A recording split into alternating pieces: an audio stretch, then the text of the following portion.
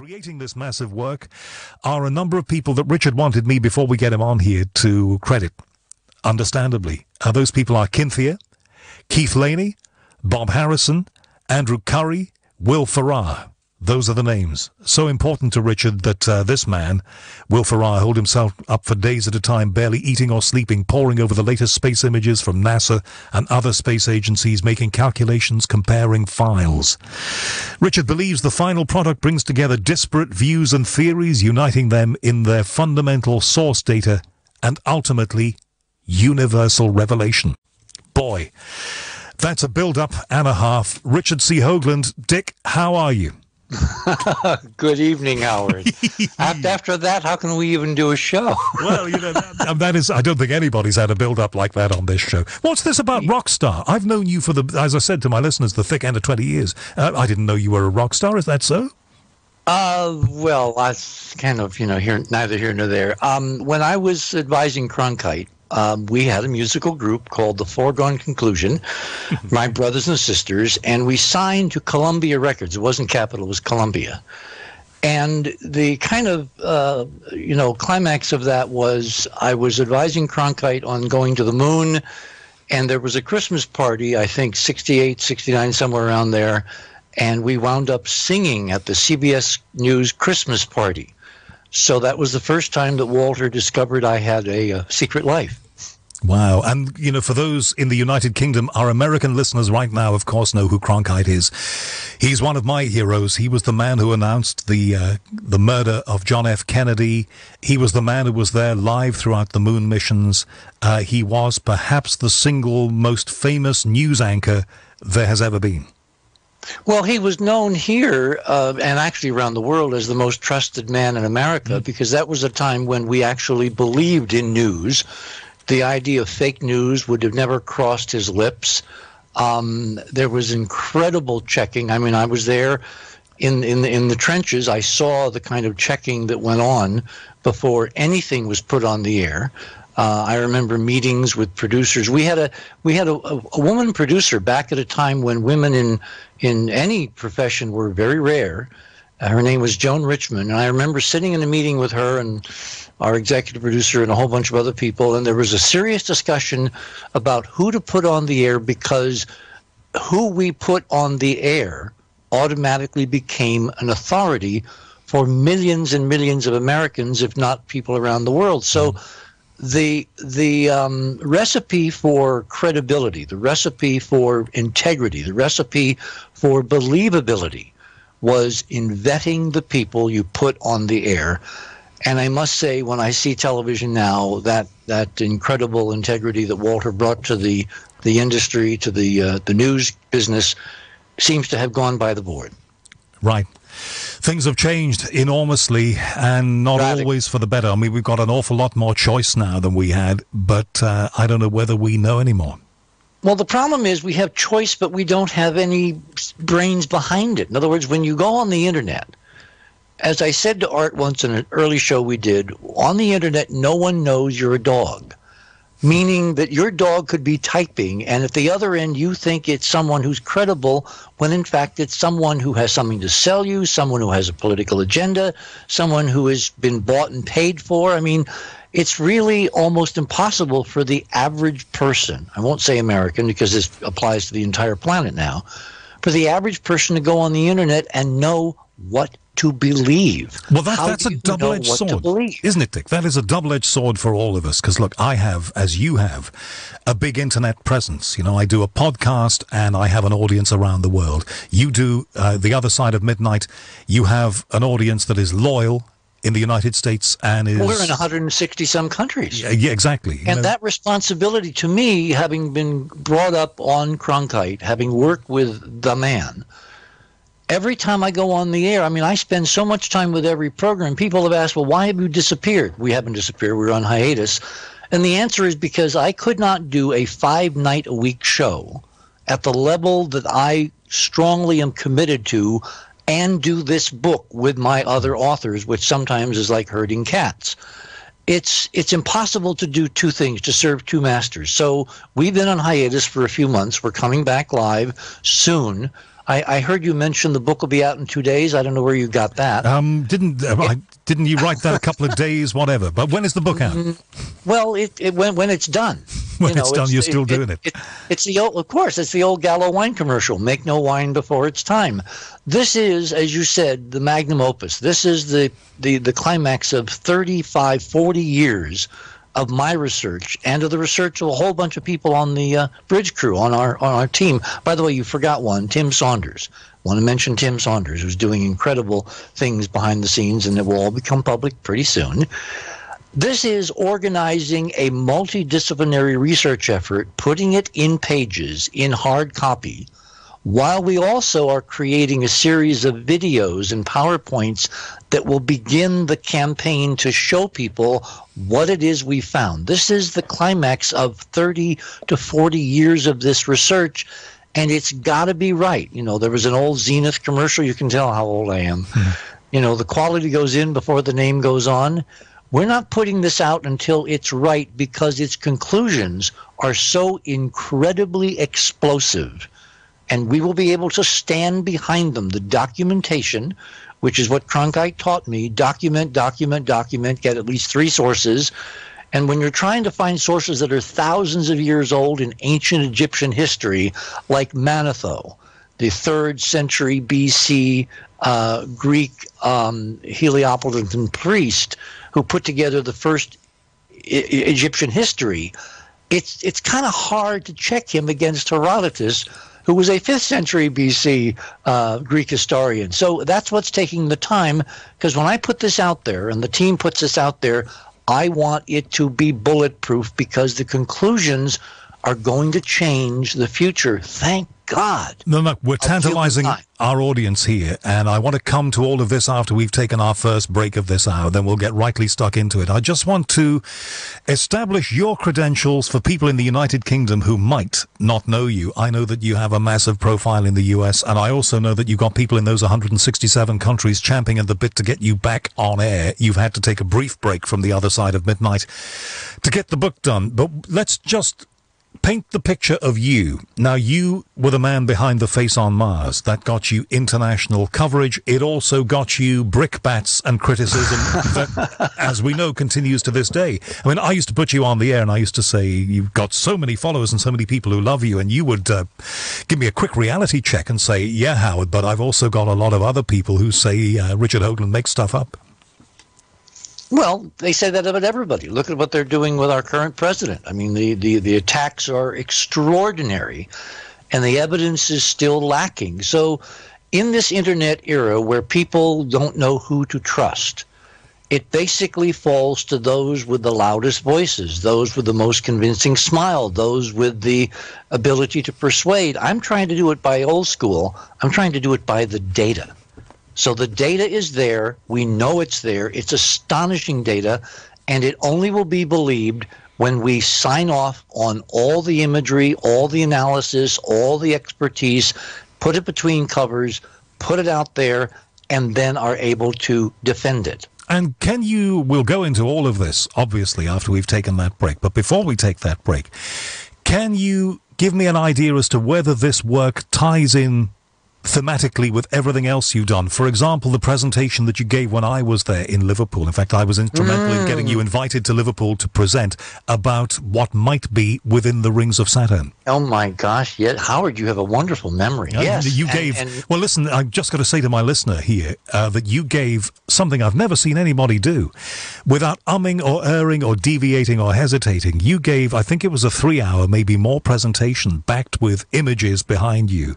It was utterly flawless, and that audience in Liverpool at the Beyond Knowledge Conference, it's a few years ago now, was spellbound and silent, Richard. You know, it's not an easy thing to do, and you can do it.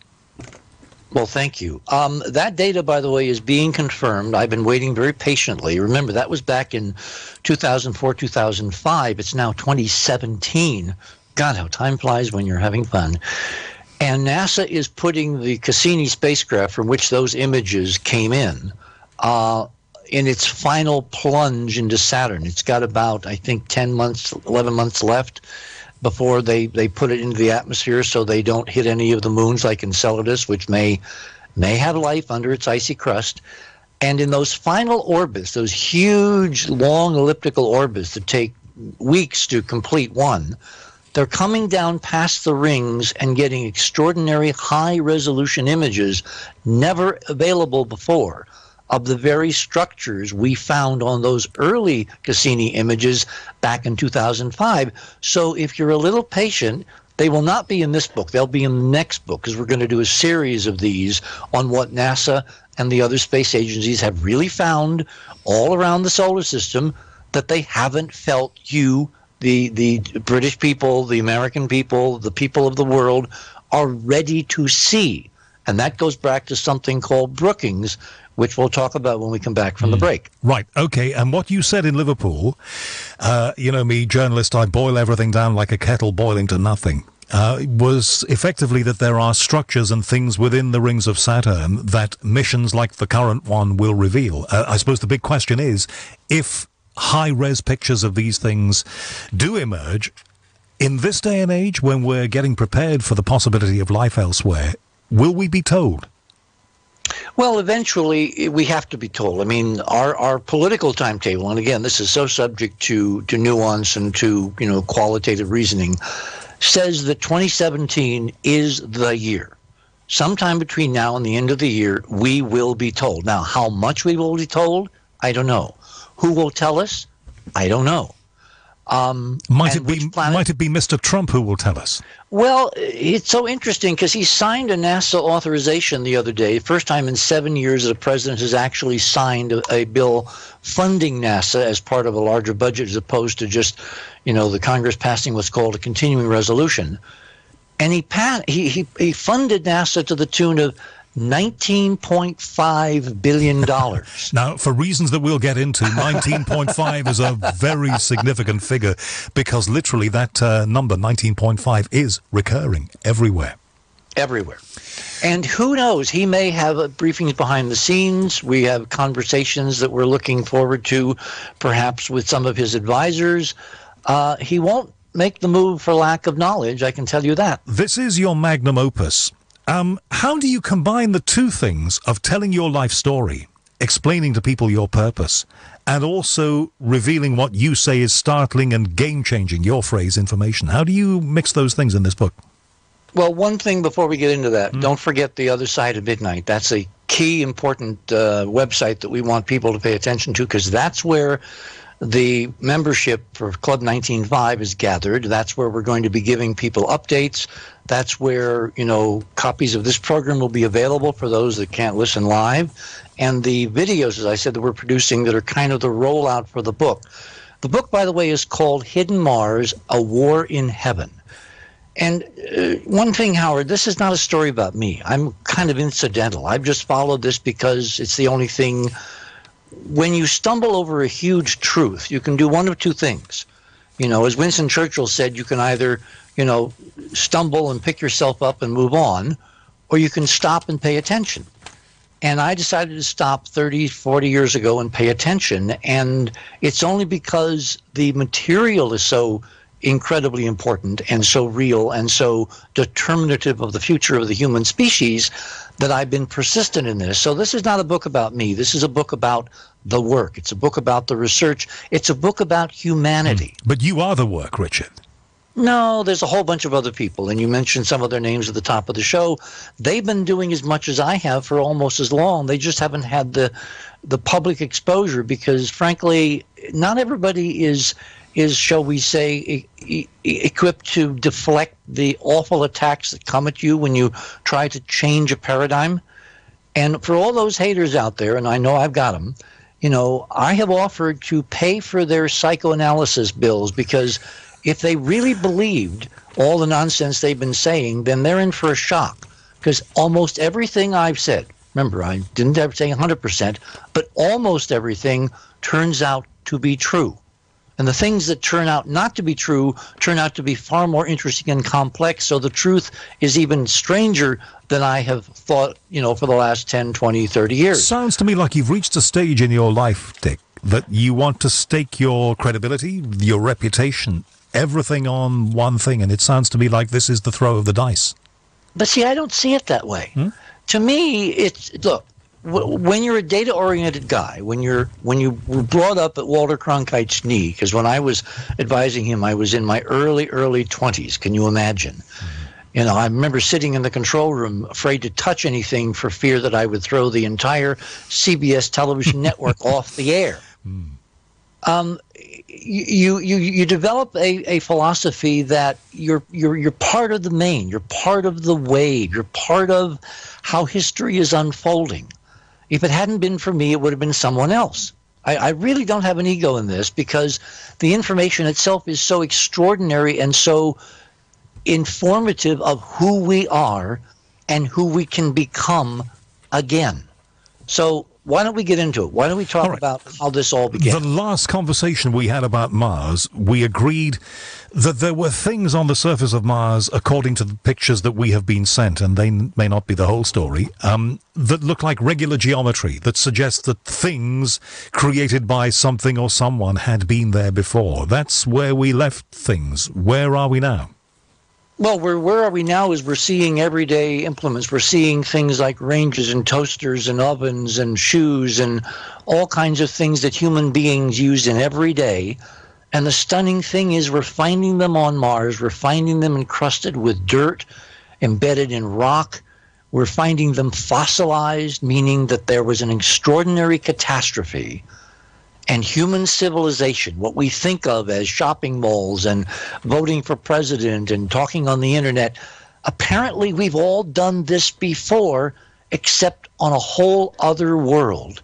And at some point in time, a group of us came from Mars to Earth to begin again. Now, that's a stunning set of statements in about 30 seconds. Every one of which will be defended and documentation provided in this new book. Now, I've heard people say those things before, but they've never been able to roll out scientific evidence for it. And I'm guessing, is that the game-changing information that you have? Yes. So NASA has been playing a two-tiered game for 50 years, ever since it was born.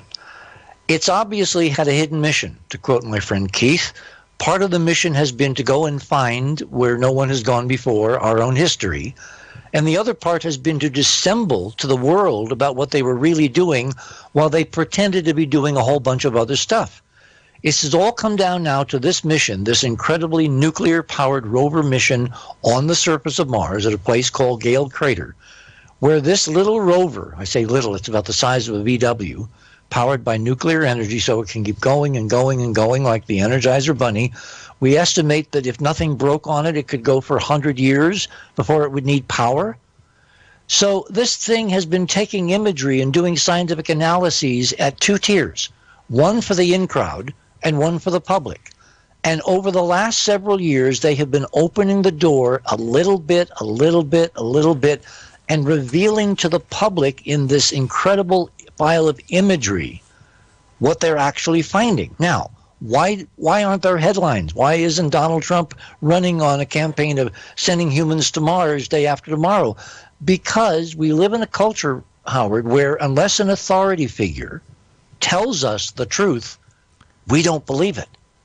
And what we opened the show with about the demise of three networks and people like Cronkite, we're now in an era where if it's on the internet, it's there, it's public, it's available, and who the hell believes it?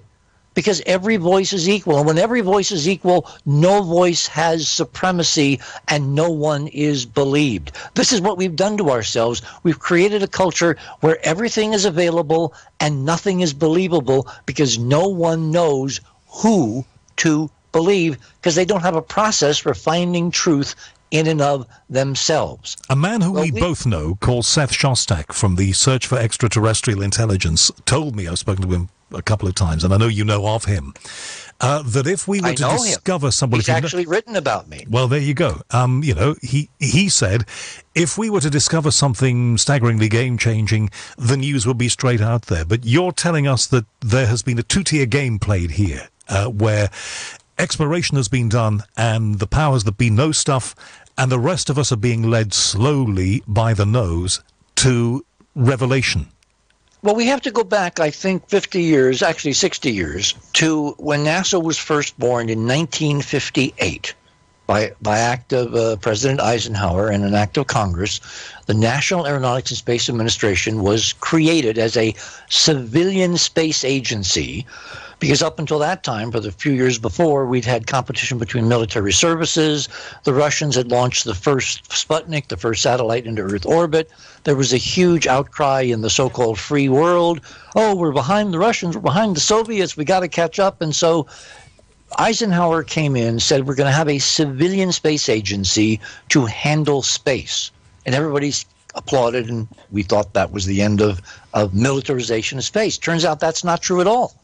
NASA is actually, if you read the charter carefully, a division of the American Defense Department. It operates under the rules of secrecy, national security. The final people who sign off on NASA data are the President's national security establishment, the Defense Department, the Secretary of Defense. So everything that NASA puts out there is technically civilian, but actually has been run through filters, so nothing that would disturb what we here term national security would get published. And it's right in the charter. So when you start with a lie, that NASA is civilian, it turns out that that lie has now been extended to cover all the interesting good stuff it's found, because at the same time NASA was created, there was a private think tank here in Washington called the Brookings Institution, which NASA turned to with a contract to basically study what it should do and what the impact would be on human civilization. It's called, the shorthand is called the Brookings Report. You can find it on the enterprisemission.com. Just search on Google for Brookings and Enterprise. It'll take you to it. And basically it says, bottom line, if we find it, we must hide it because they can't take it. Meaning reality, evidence supporting the fact that we are not alone. So NASA was created in a lie. It was created basically to demur, to put off the day when there would be a reckoning, because Brookings also said we can't tell them until they are prepared. All right. So the Brookings people, the Brookings Institution, all these eggheads, as we used to call them, who were brought together under this NASA contract, basically laid out a game plan for how to prepare the human race for the reality that we're going to talk about this evening. Now, are you telling me that every U.S. president has been part of this, quotes, lie? I don't know. I really don't know. You're implying that that's the case. How much do we think that Mr. Trump knows? Well, remember, we know there was a break point in briefing of presidents when Bill Clinton came in. There were people actually who told him, Bill Clinton himself told us that he was not fully briefed on some things. He sent out an emissary. Remember the lawyer from Arkansas that he sent out? I forget his name off the top of my head. He commissioned him to find out two things. One is who killed Kennedy, and the second was, are UFOs/ETs, the ET reality, real? And he reports back, this person, a lawyer who I can't remember his name, to the president, and he tells him, I can't find out anything on anything of those two critical subjects. So the establishment inside has stonewalled presidents from Clinton on. We think that Eisenhower had to know. We think that Kennedy knew. It may have been that's why Kennedy was killed. That's a whole other program.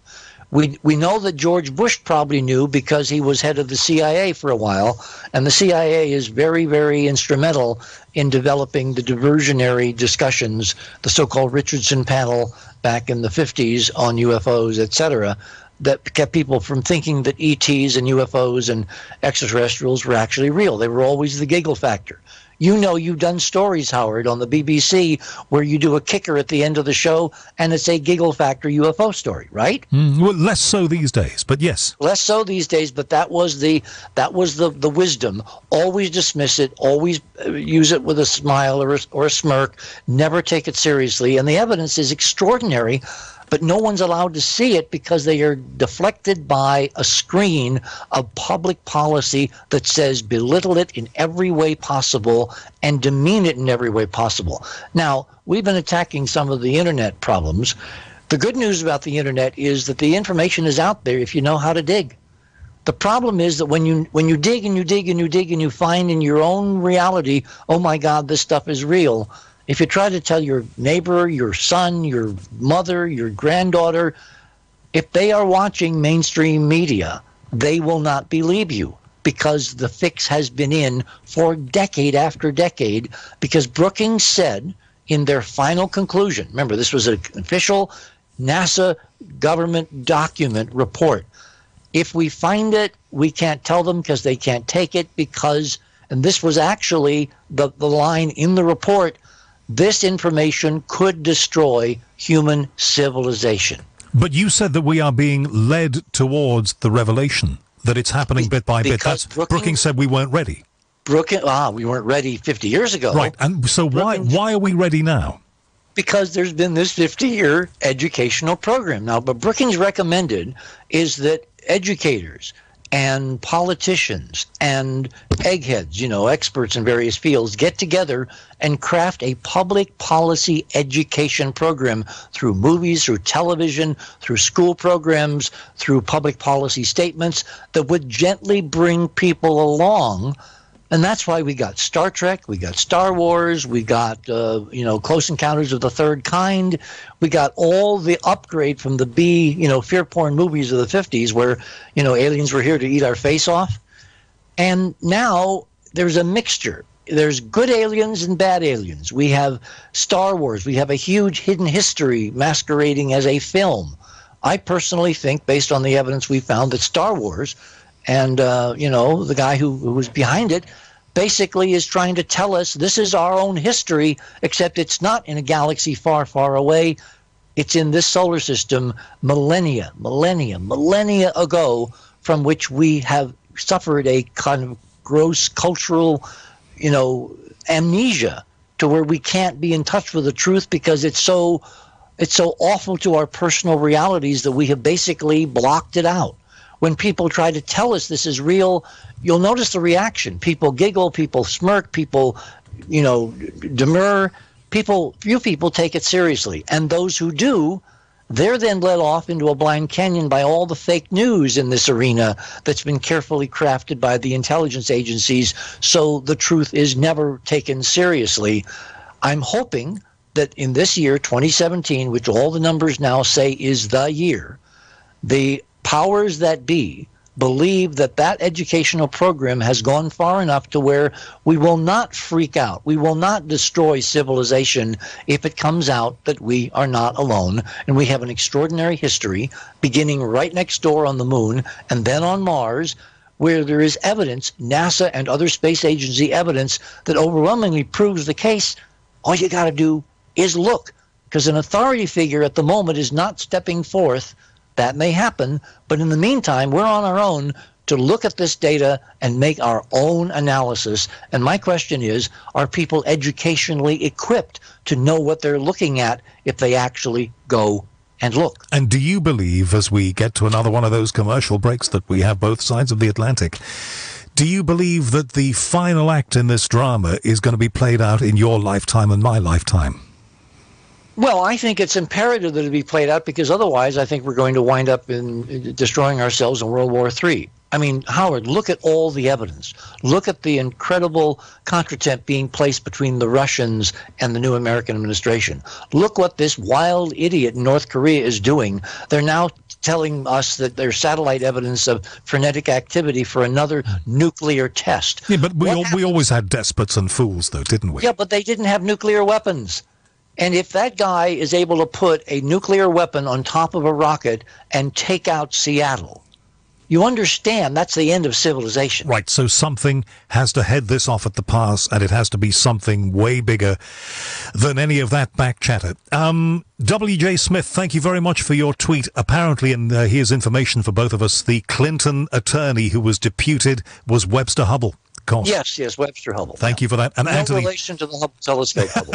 It would have been nice if that was the case. Some kind of synchronicity there. And Anthony, thank you very much for your tweet. The tweet that I've just had, Richard, will lead into this. This is from Ian. And Ian says, and you've heard this kind of stuff before, so it's not going to be a shock. He says, Richard C. Hoagland is saying the same things he said last time you spoke to him. I'm still waiting for something new. I think he's about to get it. Yeah? Yep. For the people who've been supporting this work, who are the membership of Club 19.5 at theothersideofmidnight.com, we're providing the information to them first, because without their support, I mean, they've been paying now for months for a program which is not on the air live. Thousands of people have been supporting this research so that I and my team can finish, bring this across the finish line in a way that it has to be done. Otherwise, no one will believe it.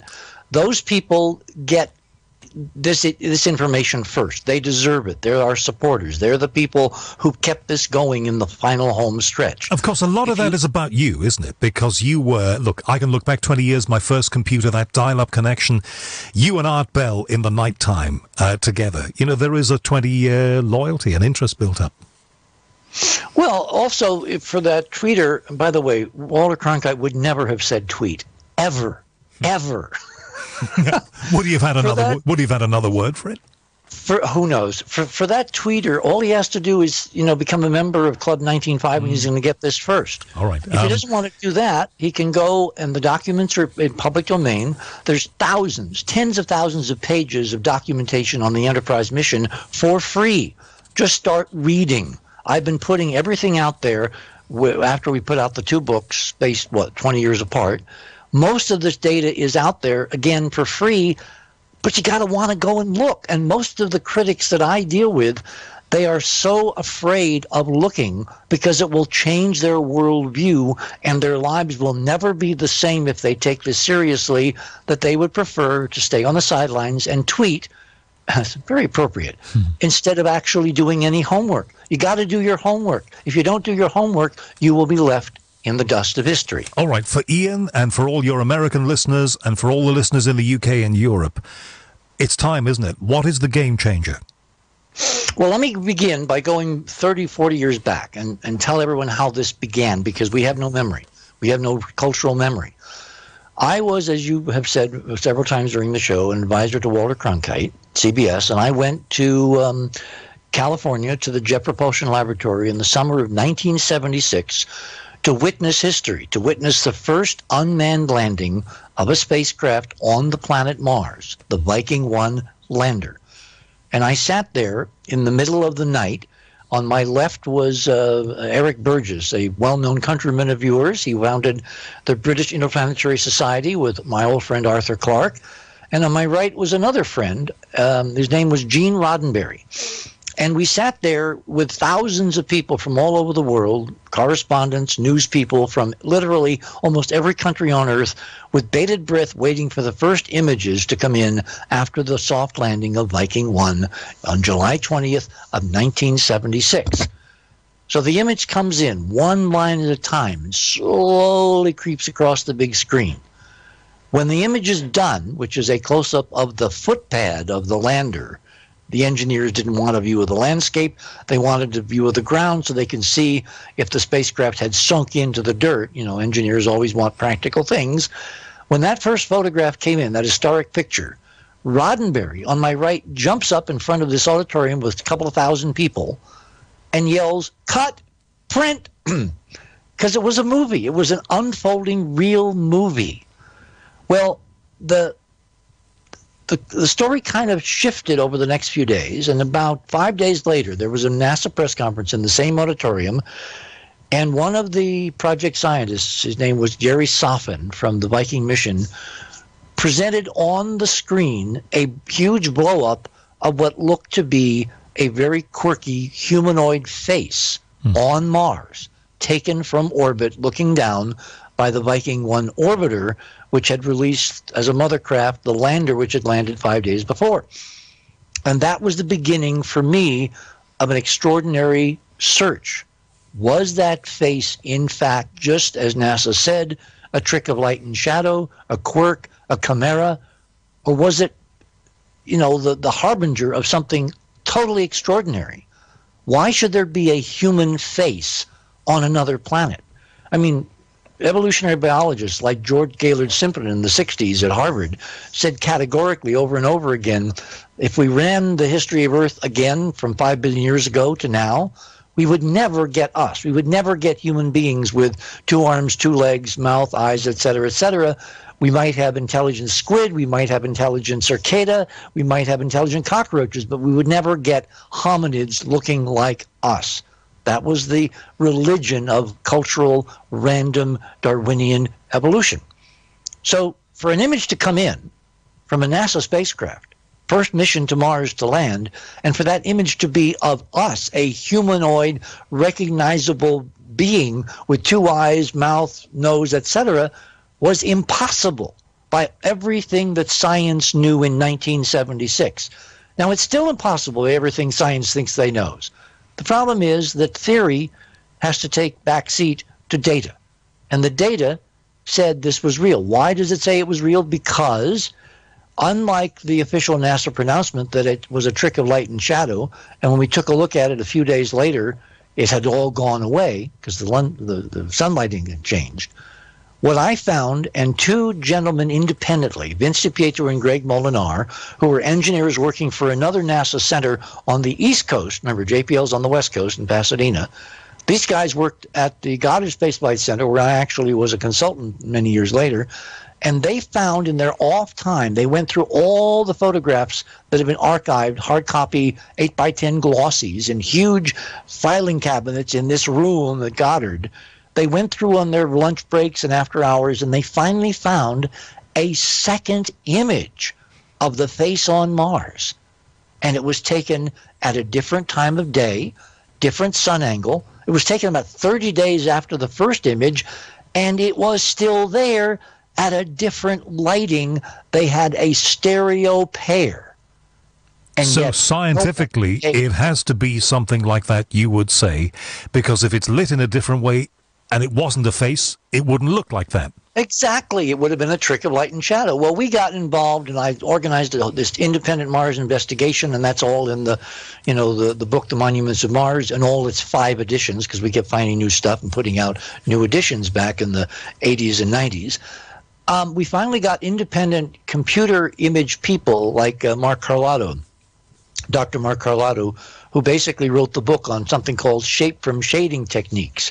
And he was able to take the digital imagery of these 2 separate Viking images, put them in a computer, and come up with a 3D model, which showed it was a face. Now, separate from Mark's work, at the other end of the country, back in California, Kinthea, who was an artist who you're going to learn a lot about when you read, this book, Hidden Mars, The War in Heaven, Kinthea was doing physical modeling from these 2 images in clay.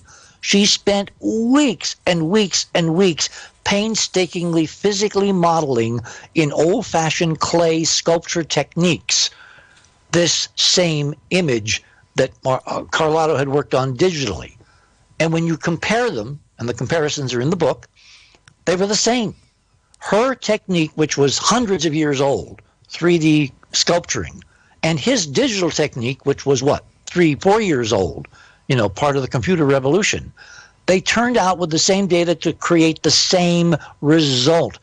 Again, any scientist will tell you if you have totally independent people doing totally independent work and they come to the same conclusion, you take it seriously. So nobody has taken this seriously because the fix is in. Right. All this was happening while the rest of the world had been told, nothing to see here, walk on by.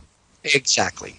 And that's where the politics come in, because Brookings said, if this kind of stuff hit the fan too soon, mixing our metaphors madly, we would destroy civilization. I mean, look, the New York Times on December 16th, 1961, it's burned in my memory, actually came out with an abbreviated public version of the Brookings report. And they said in a headline, go check it out. It's archived on enterprisemission.com. You can also Google, December 16th, 1961, New York Times.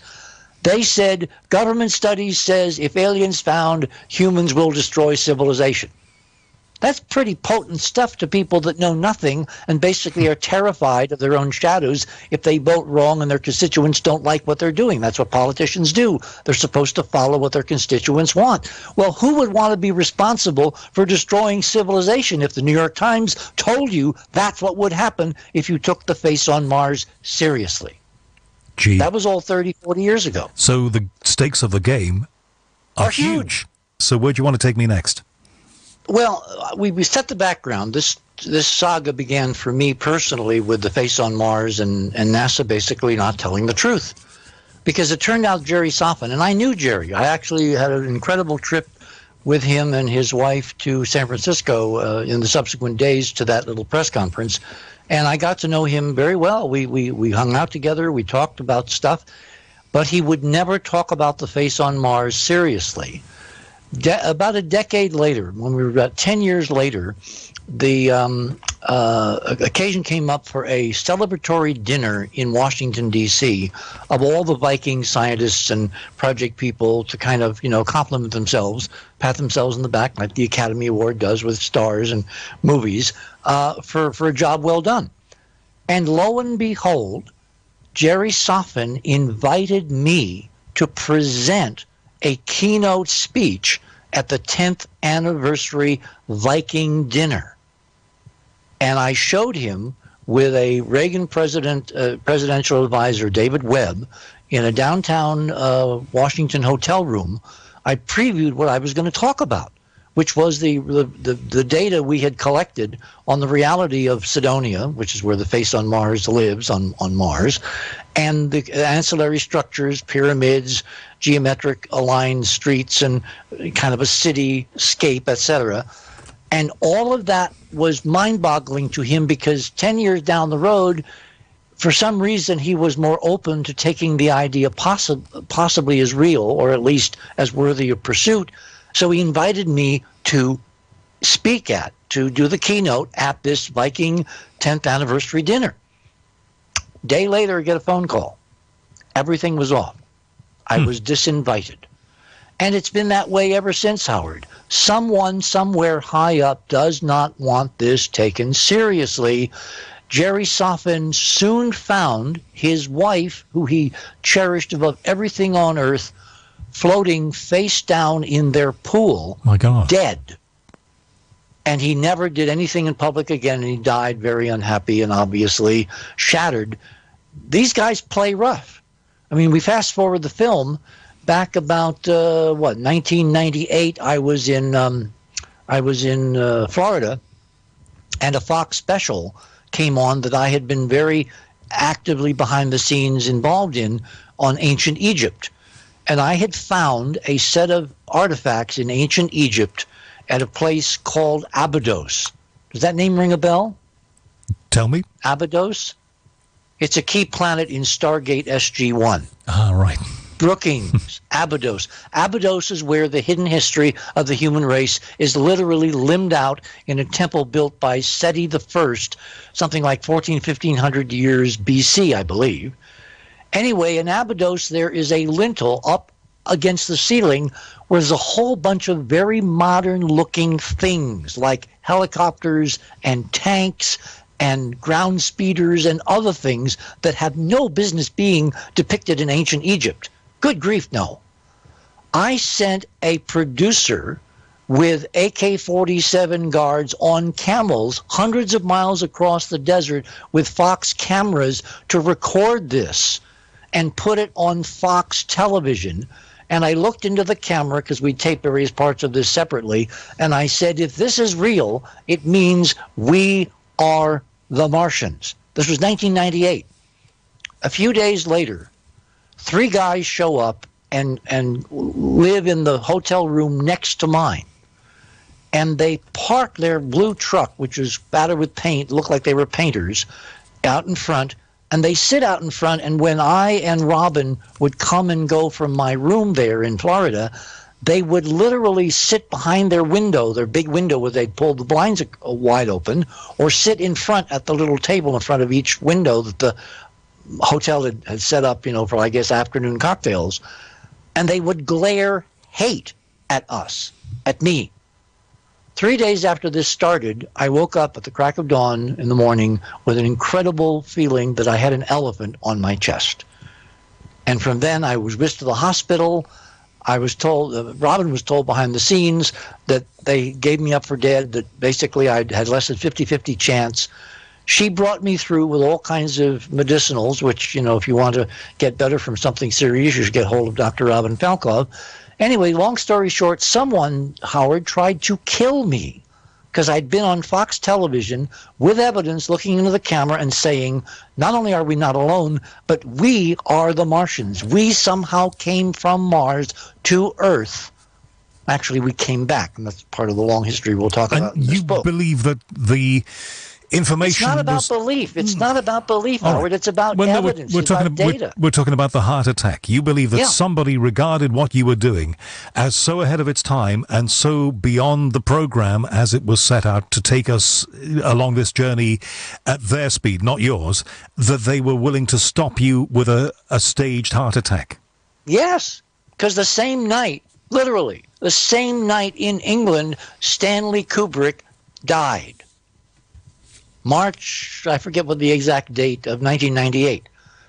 Now, when I noticed that I'd almost been killed and they had succeeded in killing Stanley, because I think he was murdered, I started looking into the background of, you know, the numerology, the ritual part of this that we haven't talked about on this show, but we have on previous shows. Do you know that Stanley died and I was attacked exactly 666 days before the beginning of 2001? And what was the theme of 2001? It's when humankind finds out it's not alone. Arthur and Stanley crafted that document, that incredible film, and then Arthur wrote the novel based on the idea that we would ultimately be allowed in to see that we are not the first, that the human race is part of a much bigger continuum of reality out there. Right, so Stanley Kubrick died on March the 7th, 1999, I'm being told. Yeah, that was when I went to Miami in 98, and then it was early 99 that I got the heart attack. So, yeah, it was that same night, March 7th. By the way, that March 7th date is also interesting because that's when I was up in an airplane, a KC-135, a few years earlier, chasing an eclipse for CBS News. Well, that's another story. Anyway, the point is that there are people that don't want this out.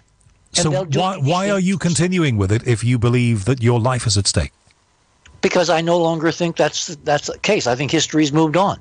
I think too much is out there, and if they did kill me, it would only reaffirm everything I've been saying for 30-some years. You do not want to create martyrs. Never, ever create martyrs. All right, which brings us to the kicker. Do you believe that you are now right man, right place, right time to deliver to us the game changer? And this is the 10 minutes of the show where we need to be getting to it. Well, the book is the game changer. You know, the documentation we put in with my colleagues, my bridge crew, you know, is the game changer. The data is NASA. The data is ESA. The data is the Indian mission to Mars. The data is the Japanese mission to Mars. The data is evidence that has been allowed to leak out now, but no one talks about it. And if you've ever done any research on the internet, Howard, he says tongue-in-cheek, you know how incredibly complex it is to find anything and then to believe what you're finding. You know, I go back to the old Cronkite rule, 3 separate sources. The problem is that the separate sources on the internet all copy each other. So you can't really, unless you're incredibly tenacious, find separate sources. The good news is the NASA archives are available. The NASA archives can be Googled by anybody. You can go and look at this data. They have tried to do what our friend Will calls totally miscolorize the NASA imagery. It looks like what we call butterscotch puke. Do you really think that Mars looks that awful when you're there? Of course not. Early in the Curiosity mission, NASA put out what they call white balanced images. And lo and behold, Mars looks like the countryside I'm looking at this afternoon at after 5 o'clock in the afternoon here in you know, the land of enchantment, New Mexico. It's got incredible crimson deserts. It's got rust-colored rocks. It's got incredibly bright blue skies sometimes. Mars is like Earth. So why do they give us butterscotch puke then? Because they've been faking the color for the last 50 years since Viking. Mm-hmm. Well, not quite 50. All right. Now, and I know that because I was there when they started the fake of the color. I was standing in the lobby of the JPL Visitor Center, the Von Karman Auditorium, at the crack of dawn on July 21st. Remember, we landed pre-dawn hours of July 20th. About 24 hours later, we were going to get our first color picture from Mars, from Viking, the surface. and the picture comes in, and a whole bunch of us are standing around looking at the monitors, and I'm standing next to Carl Sagan. You know who Carl Sagan is. And he says, tongue-in-cheek, wait till you see the burrow enter stage left, because it looked like Arizona. It had blue skies, it had pinkish deserts, it looked like an American desert. And then some technicians from JPL came around. They went all around the lab, and they changed the color on the monitors so the picture was blood red. All the blue, all the Earth-like appearance of this first color image. And at the press conference that evening, they claimed that, they had infrared leakage in some of the sensors. You think they had to color. All of this is part of the deception. Now, look, I have to say that you still have not said enough to satisfy some of our listeners. Tweet in from Randy, who says, Howard, tonight you've been played. Well, Randy has been playing himself. Sorry, Randy. You got to go read the stuff. Read Enterprise. Start at the beginning. Start at the beginning and read all the documentation Enterprise. Read my previous books, The Monuments of Mars, and my book about NASA, Dark Mission, The Secret History of NASA. Or you can be patient and you can wait for the new book, Hidden Mars, A War in Heaven, because the data and the documentation is there. And look, you're saying this book is a game changer, and you are saying that politicians will act on this book. Howard, hang on. There's no way in an hour radio show where we can't show pictures that I can convince anybody of anything. You got to go do your homework. It's free. You don't have to wait for this book. Go and look at everything I've done for the last 30 years, which is free in the public domain. If you're not convinced with tens of thousands of pages of that data, then wait patiently for the videos. The videos will be for the Club 19.5 membership. It's $5 a year. Those people deserve to have this information first because they have supported the end game. Or you can really wait another couple, 3 months till the book is ready, and then you can get a copy, buy a copy, spend a few dollars, and read it and see if I'm right or wrong. But I guarantee you we're right, because it's not just me, it's all the other independent investigators I put between the same covers, people like Keith Laney and Bob Harrison, who, by the way, is one of your countrymen, Cynthia and Will Farrer and Tim Saunders and Ron Gebron and a host of other people that you've never heard of. They've all been doing this stuff independently in parallel with me, and we've all reached the same conclusion. Which is? We are not the first. Human beings came from Mars, and in this book I'm going to be able to do two things. I'm going to be able to give you a date when we came from Mars to Earth, an actual date supported by history, historical terrestrial documents. And two, I'm going to be able to lay out when the Martians who brought us, kidnapped some of us and took us to Mars to basically tutor us in how to be civilized before we came back. I'm going to be able to give a date and a place and who the predecessors to us on Mars were, who basically rearranged the entire solar system and left the artifacts that Cassini is now photographing in the rings of Saturn, something like 500,000 years ago. Okay, when this information is out there in this book backed by all the data, what do you believe will happen? Well, we have excellent inroads to the current administration. Okay. We're talking to several people who are very, very close to President Donald Trump. And they're waiting for the book. They are waiting for the data. Remember, it's not just the book, it's all the other ancillary information, starting with videos. Nobody reads anymore, Howard. They look at videos. They look at YouTube, okay? True so enough. We're packaging this in video form first with the bullet points. And if you want the documentation, you go get the book. If you don't care about documentation, you look at the imagery and the videos and you make your decision there. Or you go on the internet and you start looking for the original source data, which is NASA's open public archives, totally for free. But you got to press a few keys and go look. Okay. Ian says he still hasn't heard anything new. And he won't, because Ian doesn't want to hear. Okay. Ian is part of people who do not want to hear. Now, it could be that Ian used to live as his incredible time and some psychological blocks. It's called trauma. It's called really traumatic stress disorder. Suppose the human race, another one of your countrymen, Graham Hancock, has talked about cultural amnesia. And there was a guy named, I can't remember his name. He was the big planetary collision guy, last century, in the 1950s. Names are escaping me this evening. Anyway, he wrote a book, several books called, World in Collision, and he thought that the human race back then was suffering from some kind of huge cultural amnesia. And if you think that's not possible, I'm talking to my listener here, just think about the way that cults use mind control. They use a thing called thought blocking. That's what you were talking about, isn't it? So when certain subjects are introduced, and I'm not saying this is what's happening, because I've got to sit in the middle here. That's my job. I don't think that when certain subjects are introduced, you automatically go, no, yeah? Howard, I don't think this is being done by any agencies. I don't think this is mind control. I think this is internal filtering. If reincarnation is real, all right, a whole other program, and some of us lived on Mars, and we went through the catastrophe that forced us to flee and go to Earth, would we block it out? Would we live lifetimes where we don't want to remember because it was so awful and horrible? I mean, we're looking at nuclear war on Mars. We're looking at why Mars in history, in mythology, has been labeled the god of war. We, the human race, conducted huge wars and ended ourselves on that planet, if the data is to be believed. Now, Hedy is a regular listener and a scientist, okay, at quite a high level. Hedy has tweeted to say, Mars never had an O2 atmosphere long enough to evolve man. So none of this is possible. And that's because he's believing who? Right, so you're saying that the fundamentals of that are wrong. Of course, the data's been jury-rigged. The data's been kept from us. You can't believe anything except for the imagery. All right. Stuart is saying that there is no scoop here tonight. Where does the theory of evolution fit into all of this is a question from another tweeter.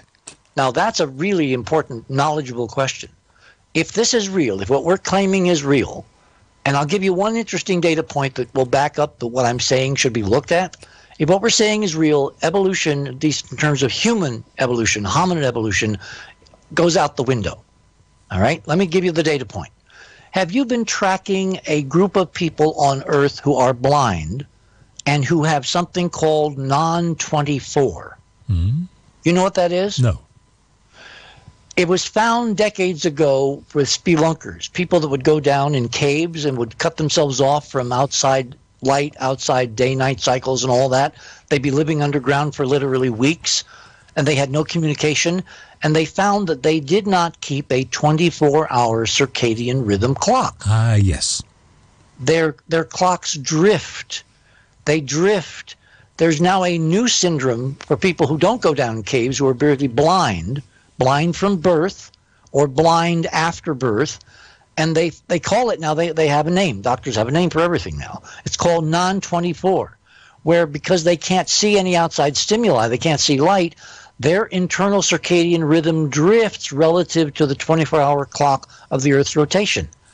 Guess what? It drifts in perfect synchronization with the Martian day. All right, so in 30 seconds or so, if you can do it, how does that tie into the theory of evolution?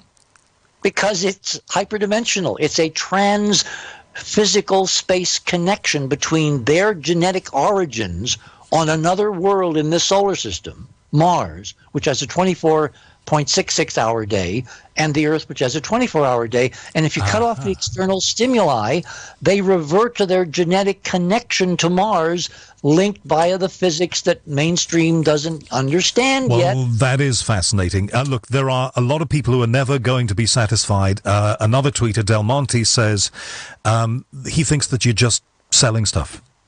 Of course, he would. He's part of the people that will never look. Look, go look. Simply go look. It's all free. You don't have to wait for the book. Go to Enterprise. It's all there totally for free. I put decades into Enterprise for free. This is not about making money. This is about making truth available. Of course, Richard's main website is enterprisemission.com. Horace Drew, Dr. Horace Drew, is a university academic researcher in Australia who's given a lot of his life to researching the meaning behind crop pictures, or what we used to call crop circles. I've been speaking with him.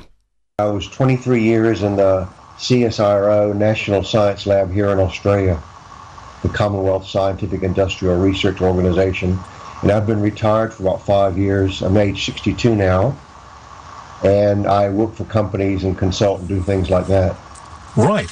And as you say, even today, there are people who poo-poo talk about crop circles for the very reason that we both know, and that I hinted at the top of this conversation, that there are people who fake them. And that has given crop circles a bad rap. Yes. Right. So it makes it a difficult area to go into. Why have you gone into it? Well, that story about people faking them in the middle of the night and no one seeing them doing it, that's a very incorrect scenario for what's actually happening. That's sort of false reporting by the mainstream media, and that isn't really anything happening real at all. It's like a Santa Claus story. But I have to say that there are some cases that have been filmed in this country by TV companies of people faking them. Now, the ones that come out of fakery like that don't look like the ones that you've put up online to see. The ones that you put up online to see are much more complex. It's those stories of fakery from many, many years ago. Since about 2013 or 12, the farmers in Wiltshire became very aggressive. And if you go into a field now and without paying the farmer and fake a crop picture, and you get caught, you're going to jail. So that's just dropped out completely for about 3 or 4 years. And the crop pictures continue to appear. The numbers dropped by about 50%, but they continue to appear.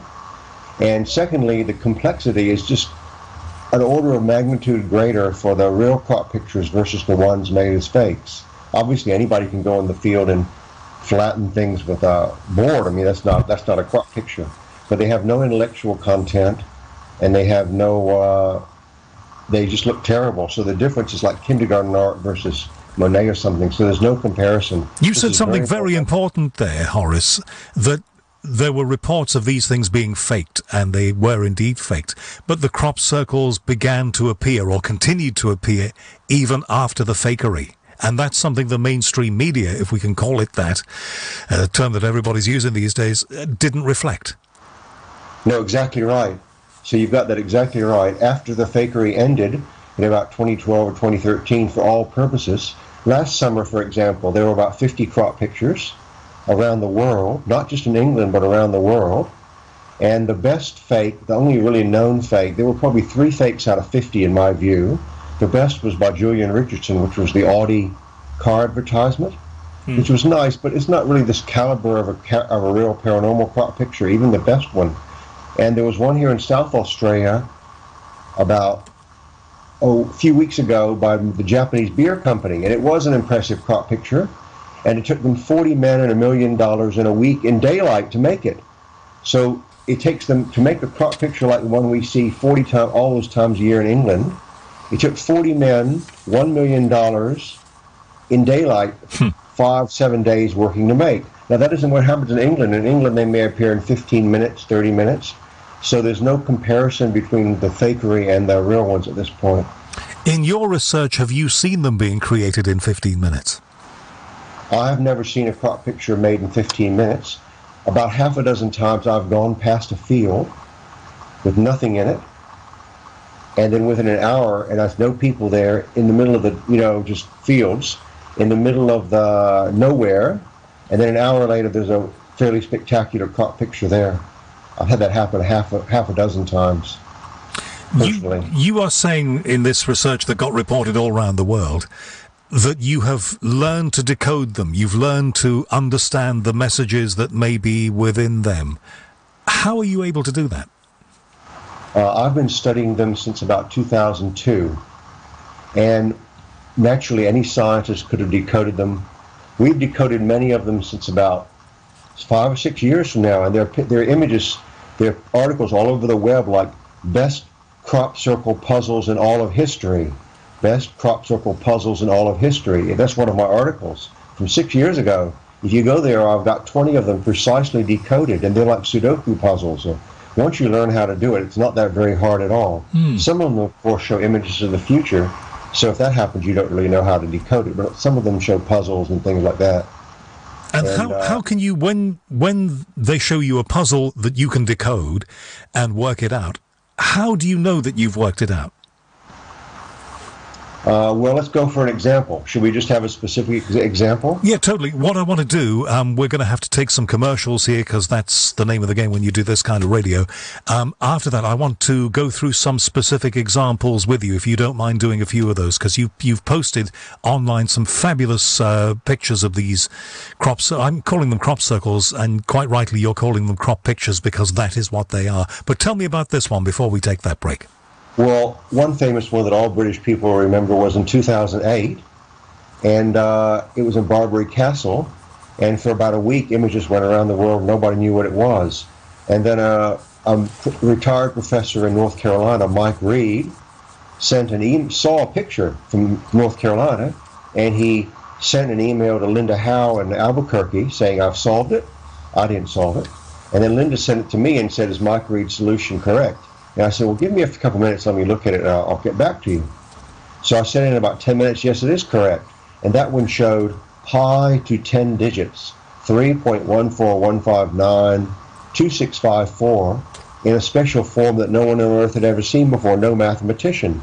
So I can say definitely you've solved it, and that was in all the British newspapers, pi to 10 digits. And that was an alien-made crop picture on it, there's no doubt. If it was a form that had never been seen before, how did you know what it was? No one knew. Just only 1 of 7 billion people on the Earth recognized the way it was, and they told Linda, and he told me. So it spread from one person on the Earth telling the other 7 billion. And we'll get into who you think might be doing these things, as I say, in a little while. But let's just ask this question now. Why would anyone or anything anywhere imprinting these things on our land here, why would they want to give us the formula for pi, which we all learn at school, of course? Why would they give us that message as opposed to any one of a million other things they could say? Well, there have been like hundreds of different messages. That's just one. Yeah, but why that particular formula? I mean, what good would it do putting that there? What do you think whoever put it there is trying to prove? That's just an educational tool trying to make us more intelligent. Because the guys making it, the ET guys, are much smarter, and they're looking down on Earth seeing 7 billion humans, not very intelligent. And this is like we give Sudoku puzzles to people on their TV to think smarter.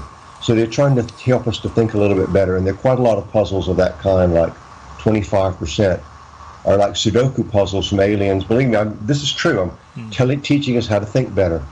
And this is what you ask me, and I'll tell you the truth. That's what it is, okay?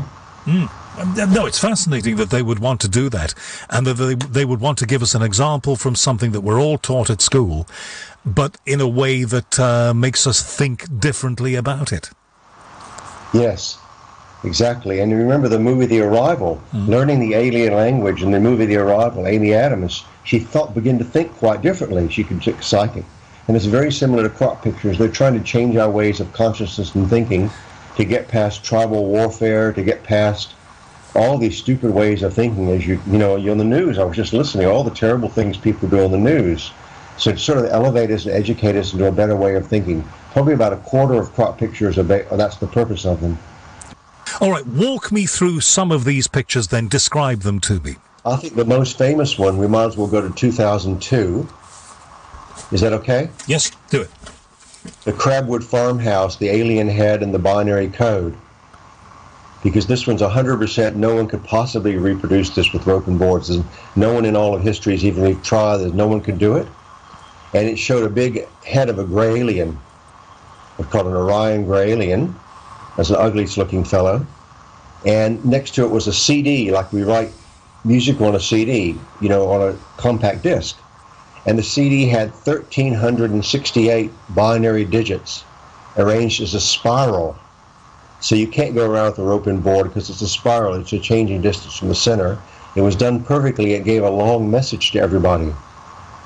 And that's a good example. That's impossible to make that by. No one could possibly do that. The two images then that are very much in popular culture, the CD is something that everybody can relate to. The alien is something that we've all seen in the movies. And it pointed right toward, so there was a long message in the thing when you translate out of computer code into English. There were several messages. One, it says, "Beware the bearers of false gifts and their broken promises." That refers to the gray alien. much pain but still time, believe there is good out there, we oppose deception, conduit closing. Conduit closing. Now, the reason is from that message we learned several things. That's a typical message, the biggest one.